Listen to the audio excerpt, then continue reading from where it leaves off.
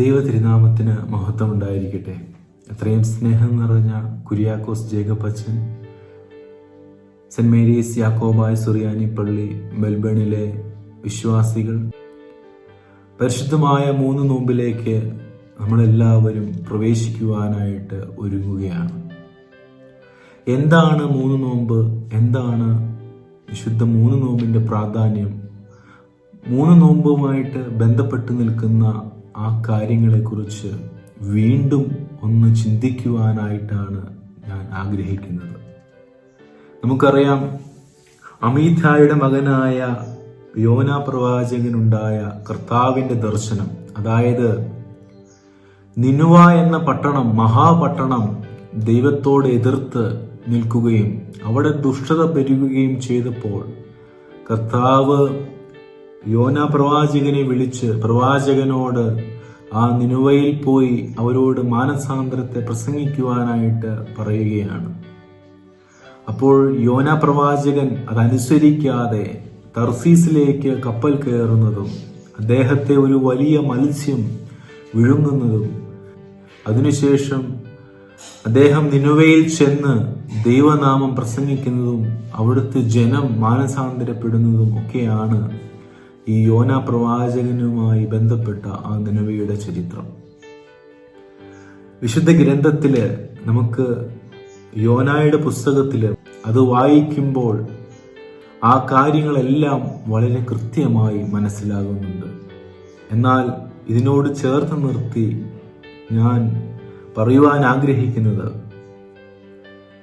ഈ നിനുവ പട്ടണം മഹാനഗരം എന്നാണ് അറിയപ്പെടുന്നത്.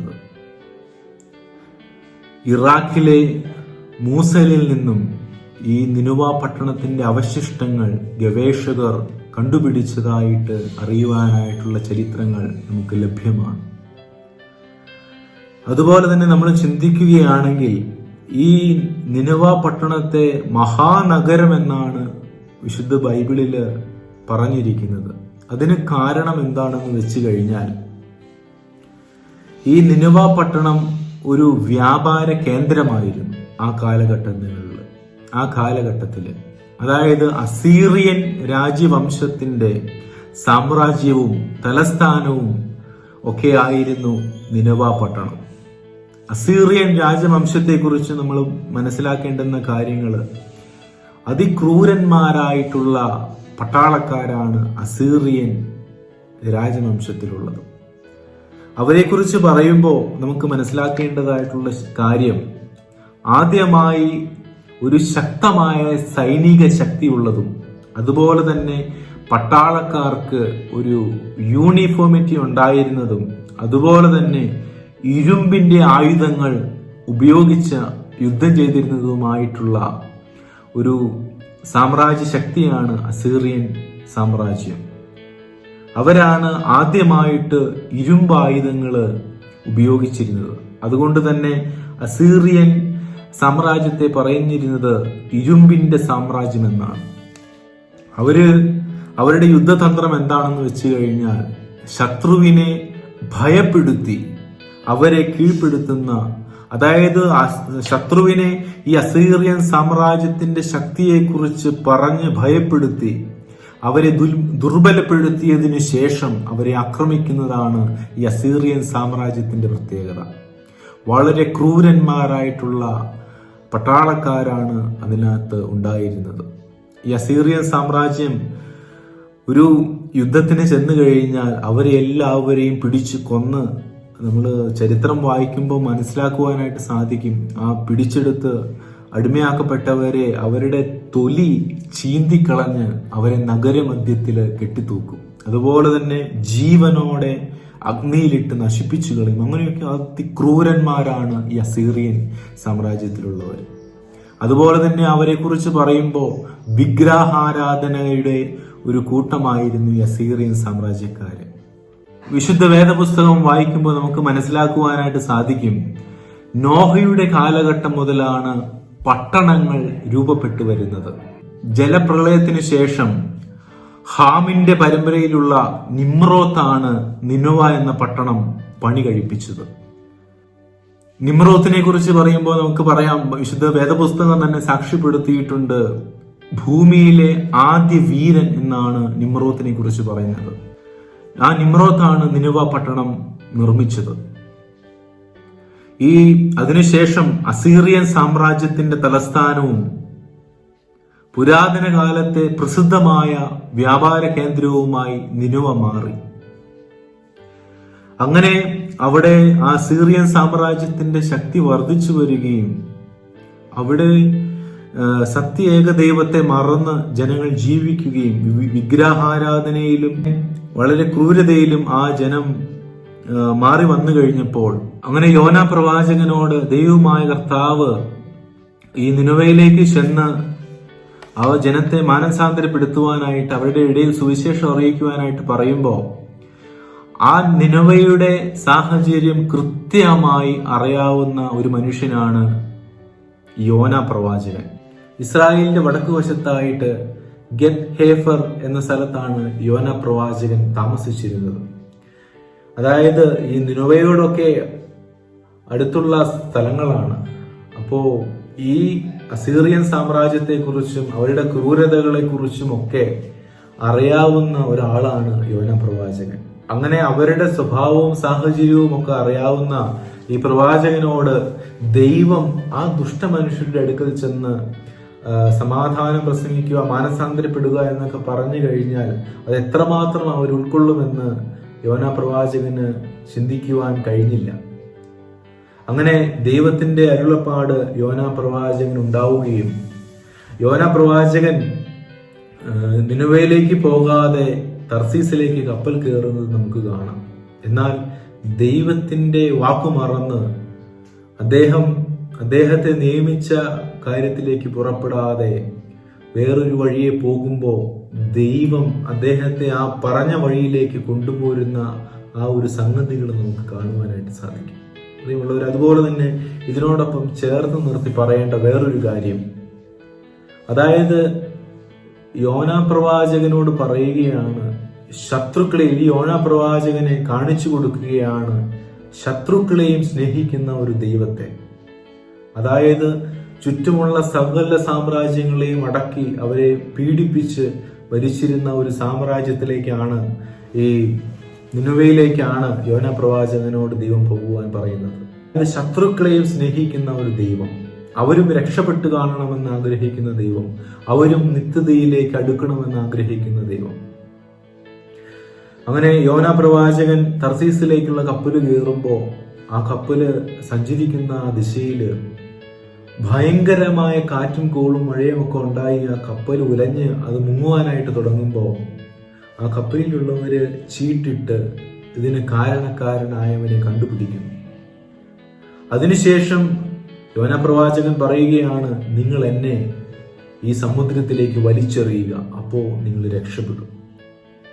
അങ്ങനെ യോന പ്രവാചകനെ അവർ വലിച്ചെറിഞ്ഞ് ഈ യോന പ്രവാചകനെ വലിച്ച് കടലിലേക്ക് എറിയുമ്പോൾ ആ കടല് ശാന്തമാവുകയും ആ കപ്പലിൽ ഉണ്ടായിരുന്ന ജനം മുഴുവനും ദൈവത്തെ, സത്യദൈവത്തെ സ്തുതിക്കുന്നത് നമുക്ക് കാണുവാനായിട്ട് സാധിക്കും.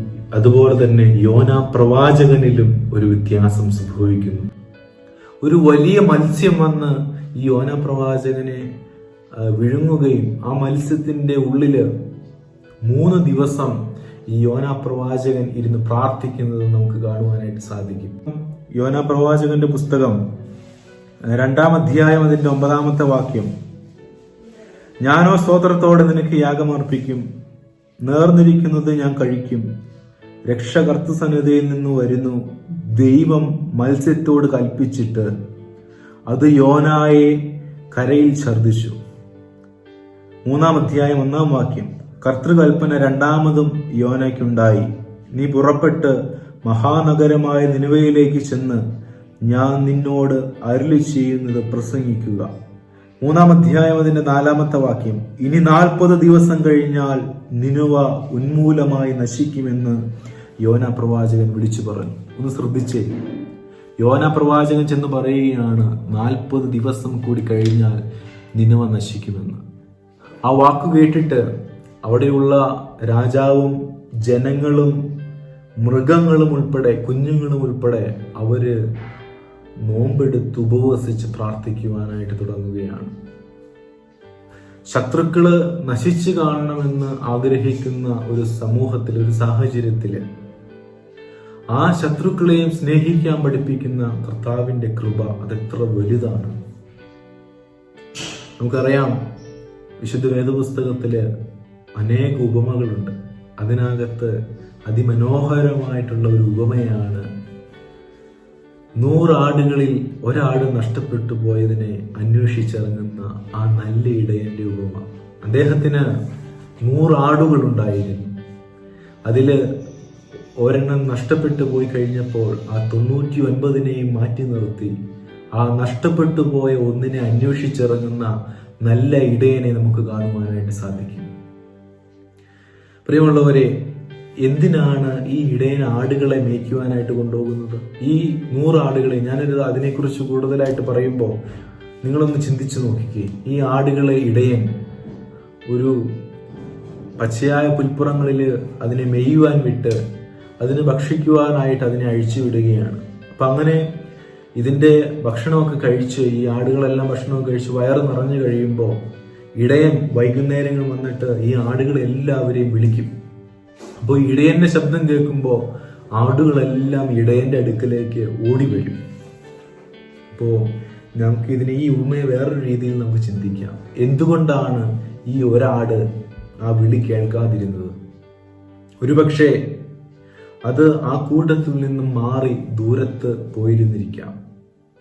അല്ലെങ്കിൽ അത് ഏതെങ്കിലും മുൾപ്പടർപ്പിൽ കുടുങ്ങിക്കിടന്നിരിക്കാം. അല്ലെങ്കിൽ ആ പച്ചയായ പുൽപ്പുറങ്ങളിൽ അത് മേഞ്ഞുകൊണ്ടിരുന്നപ്പോൾ ഇടയന്റെ ശബ്ദം കേൾക്കാതിരുന്നതായിരിക്കാം. പ്രിയമുള്ളവരെ, ഈ ഭൂമി എന്ന് പറയുന്നത് ദൈവം നമുക്ക് തന്ന പുൽമൈതാനമാണ്. ഈ ലോകത്തിന്റെ സൗകര്യങ്ങളെയും ആകർഷണങ്ങളെയും നമ്മൾ ആസ്വദിക്കുമ്പോൾ ഇടയൻ വിളിക്കുന്ന ശബ്ദം നമുക്ക് കേൾക്കുവാൻ സാധിക്കുന്നുണ്ടോ എന്ന് നമ്മൾ ചിന്തിക്കണം. ആ ഒരാട് ഒരുപക്ഷെ ആ പുല്ല് തിന്നുന്നതിലിടയ്ക്ക് ശ്രദ്ധയിൽ ഇടയന്റെ ശബ്ദം കേൾക്കാത്തതായിരിക്കാം. എന്നിരുന്നാലും ആ ആടിനെ അന്വേഷിച്ച് പുറപ്പെടുന്ന സ്നേഹവാനായ ഇടയൻ, ആ ഇടയനാണ് നമ്മുടെ കർത്താവായ യേശുക്രിസ്തു. നമ്മളൊക്കെ എത്ര പാപം ചെയ്ത് അകന്നാലും, ദൈവത്തിൽ നിന്ന് മാറിപ്പോയാലും, കർത്താവിൻ്റെ ശബ്ദം കേൾക്കാതിരുന്നാലും നമ്മളെ അന്വേഷിച്ച് വന്ന് രക്ഷിക്കുന്ന ഒരു നല്ല ഇടയനാണ് നമ്മുടെ ദൈവം. ഒരിക്കല് ഒരു മനുഷ്യൻ, അദ്ദേഹം ജീവിതത്തിലെ പ്രശ്നങ്ങളും പ്രതിസന്ധികളൊക്കെ വളരെയേറെ ഉള്ള ഒരു മനുഷ്യനാണ്. അദ്ദേഹത്തിൻ്റെ ദുഃഖങ്ങളും വേദനകളൊക്കെ പറഞ്ഞുകൊണ്ട് ഇങ്ങനെ കടൽ തീരത്തൂടെ നടന്നു പോയിക്കൊണ്ടിരിക്കുകയാണ്. അപ്പം അദ്ദേഹത്തിന് കാണുവാനായിട്ടിടയായി അദ്ദേഹത്തിൻ്റെ കാൽപ്പാടുകളല്ലാതെ വേറെ 2 കാൽപ്പാടുകൾ അദ്ദേഹത്തോടൊപ്പം നടക്കുന്നതായിട്ട് ആ മനുഷ്യന് തോന്നി. അപ്പോൾ ആ 2 കാൽപ്പാടുകൾ കർത്താവിൻ്റെതാണെന്ന് അദ്ദേഹം വിശ്വസിച്ചു. അങ്ങനെ ഈ ജീവിതത്തിലുണ്ടായ പ്രശ്നങ്ങളും പ്രതിസന്ധികളും ഒക്കെ പറഞ്ഞുകൊണ്ട് മുൻപോട്ട് പോയി കുറച്ച് സമയം കഴിഞ്ഞ് നോക്കിക്കഴിഞ്ഞപ്പോൾ ആ 2 കാൽപ്പാടുകൾ അപ്രതീക്ഷിതമായിരുന്നു. അദ്ദേഹം പറഞ്ഞു, കർത്താവേ, എൻ്റെ ദുഃഖങ്ങളും പ്രശ്നങ്ങളൊക്കെ പറഞ്ഞു കഴിഞ്ഞപ്പോൾ നീ എന്നെ ഉപേക്ഷിച്ചു പോയല്ലോ എന്ന് പറഞ്ഞു. അപ്പോൾ കർത്താവിൻ്റെ മറുപടി ഇങ്ങനെയായിരുന്നു, മോനെ, നീ ഇപ്പോൾ കാണുന്ന ആ 2 കാൽപ്പാടുകൾ അത് എൻ്റെ കാൽപ്പാടുകളാണ്. ഞാൻ നിന്നെ എൻ്റെ കൈകളിൽ എടുത്ത് വഹിച്ചിരിക്കുകയാണ്. പ്രിയമുള്ളവരെ, നമ്മുടെ ജീവിതത്തിൽ എത്ര വലിയ പ്രശ്നങ്ങളും പ്രതിസന്ധികളും വന്നാലും, നമ്മൾ എവിടെ തകർന്നു പോയാലും നമ്മെ കരുതുന്ന ഒരു ദൈവമാണ് നമുക്കുള്ളത്. നമ്മളെ താങ്ങി നടത്തുന്ന ഒരു കർത്താവാണ് നമുക്കുള്ളത്. ഈ സത്യം നമുക്ക് മനസ്സിലാക്കുവാനായിട്ട് സാധിക്കണം. വിശുദ്ധ വേദപുസ്തകത്തിൽ നമുക്ക് കാണുവാനായിട്ട് സാധിക്കും മുടിയനായ പുത്രന്റെ ഉപമ. ആ മുടിയനായ പുത്രൻ തൻ്റെ അവകാശങ്ങളെല്ലാം ചോദിച്ചു മേടിച്ച് ആ പിതാവിൻ്റെ അടുക്കൽ നിന്ന് ഇറങ്ങിപ്പോകുമ്പോൾ ആ പിതാവ് ആഗ്രഹിക്കുന്നുണ്ട് ഇവൻ തിരിച്ചു വരുവാനായിട്ട്. അങ്ങനെ ഇവന്റെ സമ്പാദ്യം മുഴുവൻ നശിപ്പിച്ച് ഇവൻ വീണ്ടും ആ പിതാവിൻ്റെ അടുക്കിലേക്ക് തിരിച്ചു വരുമ്പോൾ ഇവനെ, ആ പുത്രനെ 2 കൈകളും നീട്ടി സ്വീകരിക്കുന്ന ഒരു പിതാവിനെ നമുക്ക് കാണുവാനായിട്ട് സാധിക്കും. അതായത് എല്ലാം നഷ്ടപ്പെടുത്തി കളഞ്ഞ് എല്ലാ നന്മകളും ഇല്ലാതെയായി അവൻ തിരിച്ചു വന്നപ്പോൾ അവനെ വിരുന്നൊരുക്കി സ്വീകരിക്കുന്ന ഒരു പിതാവാം ദൈവത്തെ നമ്മൾ കാണുന്നു. നമ്മുടെ ദൈവവും അങ്ങനെയാണ്. ഒരു മനുഷ്യരും നശിച്ചു പോകാതെ എല്ലാവരും നിത്യതയിലേക്ക്, രക്ഷയിലേക്ക് വരുവാൻ ആഗ്രഹിക്കുന്ന ഒരു ദൈവമാണ് നമുക്കുള്ളത്. നമ്മൾ വീണു പോയാൽ നമ്മളെ കൈപിടിച്ചുയർത്തുന്ന, നമ്മൾ നശിച്ചു പോകാതിരിക്കുവാനായിട്ട് നമ്മെ കരുതുന്ന, നമ്മൾ സ്നേഹിക്കുന്ന ഒരു പിതാവായ ദൈവത്തിൻ്റെ മക്കളാണ് നമ്മൾ ഓരോരുത്തരും. യോന പ്രവാചകനെ സംബന്ധിച്ച് ഈ നിനവ ജനം വളരെ ക്രൂരന്മാരാണ്. അവരോട് ദൈവവചനത്തെ പ്രസംഗിച്ചിട്ട് കാര്യമില്ല. അങ്ങനെയുള്ള ജനം യോനയുടെ വാക്കുകൾ കേട്ട് തിരിച്ചു വരുമോ എന്ന് പ്രവാചകന് തന്നെ നിശ്ചയമില്ല. അതുകൊണ്ടാണ് പ്രവാചകൻ പറയുന്നത്, ഇനി 40 ദിവസം കഴിഞ്ഞാൽ നിനവ ഉന്മൂലമായി നശിക്കും എന്ന് വിളിച്ചു പറഞ്ഞു. ഇത് കേട്ട് നിനവയിലെ ജനം ഉപവസിച്ച് പ്രാർത്ഥിച്ചപ്പോൾ 3-ാം അധ്യായം അതിന്റെ 10-ാമത്തെ വാക്യം, അവർ ദുർമാർഗം പരിത്യജിച്ചു എന്ന് ദൈവം അവരുടെ പ്രവൃത്തികളാൽ കണ്ടപ്പോൾ താൻ അവർക്ക് നേരെ വരുത്തുമെന്ന് അരുളി ചെയ്തിരുന്ന നാശത്തെക്കുറിച്ച് ദൈവം മനസ്സുമാറ്റി അത് വരുത്തിയതുമില്ല. അതായത് ആ ജനം ദൈവത്തിലേക്ക് തിരിഞ്ഞു വന്നപ്പോൾ അവരുടെ മേലുണ്ടാകുവാനുള്ള ശിക്ഷ ദൈവം മാറ്റിക്കളഞ്ഞു. 4-ാമത്തെ അധ്യായം അതിന്റെ 1-ാമത്തെ വാക്യം അതിപ്രധാനമാണ്. യോനായ്ക്ക് ഇത് വളരെ ദുഃഖമായി. അവന് വിഷമം തോന്നി. അവൻ കർത്താവിനോട് പ്രാർത്ഥിച്ചു, കർത്താവേ, ഞാൻ എൻ്റെ ദേശത്തായിരുന്നപ്പോൾ ഞാൻ പറഞ്ഞ വാക്ക് ഇത് തന്നെയല്ലയോ? അതുകൊണ്ടാണ് ഞാൻ തർശീശിലേക്ക് ധൃതിയായി ഓടിപ്പോയത്. നീ കൃപയും കരുണയും ദീർഘക്ഷമയും മഹാദൈവവുമുള്ള ദൈവവുമായി അനർത്ഥം മാറ്റുന്നവൻ എന്ന് ഞാൻ അറിഞ്ഞിരുന്നു. ആകയാൽ കർത്താവേ, എൻ്റെ പ്രാണനെ എടുത്തുകൊള്ളണമേ. ജീവിച്ചിരിക്കുന്നതിനേക്കാൾ മരിക്കുന്നത് എനിക്ക് നല്ലത് എന്ന് പറഞ്ഞു. നീ വിഷമിക്കുന്നത് വിഹിതമോ എന്ന് കർത്താവ് യോനയോട് ചോദിച്ചു. യോന പറയുകയാണ്, കർത്താവേ, ഈ ജനത്തെ അങ്ങ് നശിപ്പിക്കുകയില്ല എന്ന് എനിക്കറിയാമായിരുന്നു. നീ ദയവാനായിട്ടുള്ള ഒരു ദൈവമാണ് എന്ന് എനിക്കറിയാമായിരുന്നു. അതുകൊണ്ടാണ് ഞാൻ തർശീശിലേക്ക് പോയത്.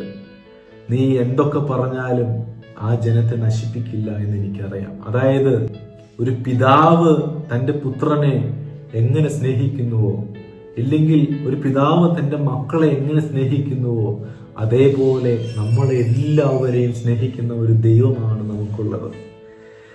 നമ്മൾ മക്കള് നന്നായി വരാൻ വേണ്ടി അവരെ ചെറിയ വടി കൊണ്ടടിക്കും. പക്ഷെ അന്നോർത്ത് അത് അവർ നശിച്ചു പോകാനല്ല, അവർ നന്നാവാൻ വേണ്ടിയിട്ടാണ്.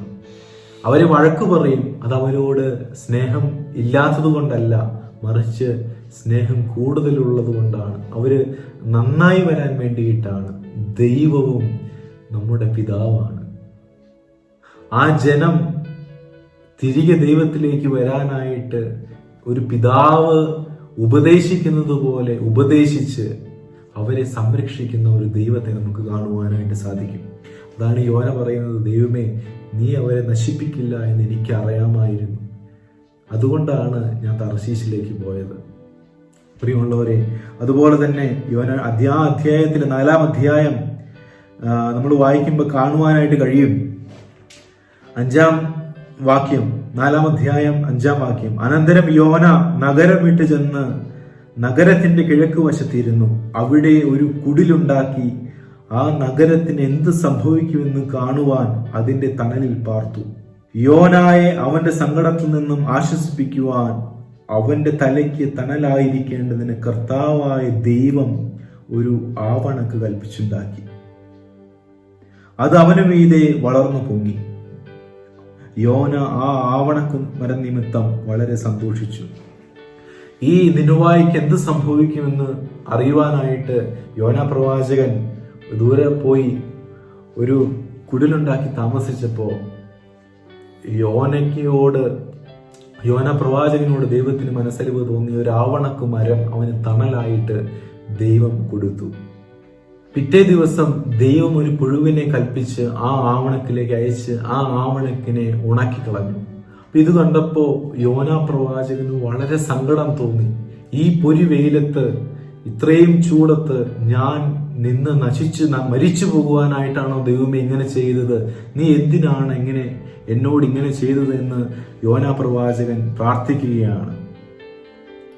എന്റെ ജീവൻ എടുപ്പാൻ നിനക്ക് കഴിയുമല്ലോ, എന്റെ പിതാക്കന്മാരെക്കാൾ ഞാൻ നല്ലവനല്ലല്ലോ എന്ന് യോനാ പ്രവാചകൻ പറഞ്ഞു. അപ്പൊ ദൈവത്തിന്റെ മറുപടി ഒന്ന് കേട്ടെ. ദൈവം യോനയോട്, ആവണക്ക് നിമിത്തം നീ ദുഃഖിക്കുന്നത് യോഗ്യമോ എന്ന് ചോദിച്ചതിന് ഞാൻ മരണപര്യന്തം ദുഃഖിക്കുന്നത് വിഹിതം എന്ന് പറഞ്ഞു. കർത്താവ് യോനയോട് അരുളി ചെയ്തത്, നീ പണിയപ്പെടുകയോ വളർത്തുകയോ ചെയ്യാത്ത, ഒരു രാത്രിയിൽ ഉണ്ടായി വരികയും ഒരു രാത്രിയിൽ നശിച്ചു പോവുകയും ചെയ്തിരുന്ന ആവണക്കിനെ കുറിച്ച് നിനക്ക് വിഷാദം തോന്നുന്നുവല്ലോ.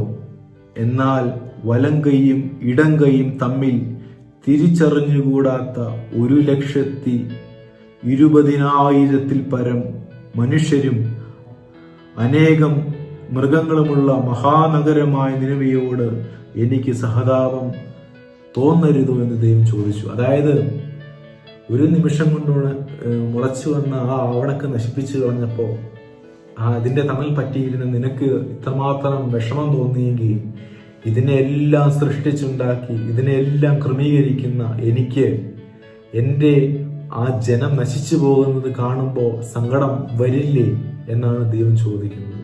അതെ, നമ്മളാരും നശിച്ചു പോകാതെ നമ്മളെ ചേർത്ത് പിടിക്കുന്ന ഒരു ദൈവം, നമ്മുടെ എല്ലാവരുടെയും രക്ഷയെ ആഗ്രഹിക്കുന്ന ഒരു ദൈവം. ഇവിടെ രൂപാന്തരം സംഭവിക്കുന്നത് ആ നിലവയിലുള്ള 1,20,000 പേർക്ക് മാത്രമല്ല, ആ യോന പ്രവാചകനും അവിടെ ഒരു മാനസാന്തരത്തിന്റെ അവസ്ഥയിലേക്ക്, ഒരു പുതിയ ഒരു അറിവിന്റെ അവസ്ഥയിലേക്ക് കടന്നു വരികയാണ്.